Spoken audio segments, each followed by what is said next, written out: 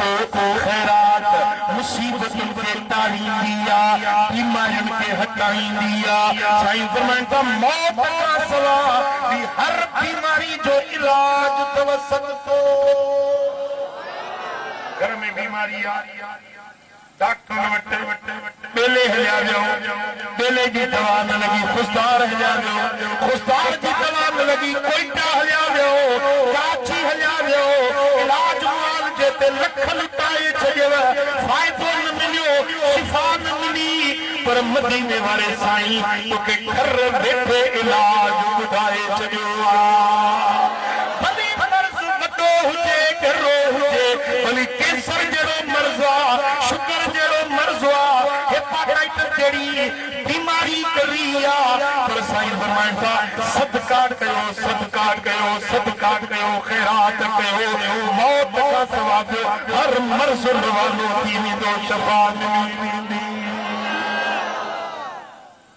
जेॾी महिल खैरात तो करी त तुंहिंजी खैरात फ़क़ीर खे तो मिलंदी आहे सदक़त तक़अ फ़ी कफ़िर रहमान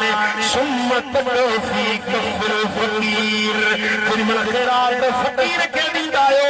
तव्हांजी खैरात पहिरीं रहमान जे हथ में पहुचंदी आहे पोइ फ़क़ीर जे हथ में खैरात पहिरीं काॾे वेंदी आहे ॻाल्हायो रहमान जे हथ में पहुचंदी आहे अल्लाह जे हथ में पहुचंदी आहे त ख़ैर कयो खैरातूं कयो ओ मिठा पंहिंजे मुसीबतुनि गर्दन पंहिंजे मुसीबतुनि खे टारणु चाहियो था त ख़ैर ऐं खैरात कयो जे पंहिंजी दुनिया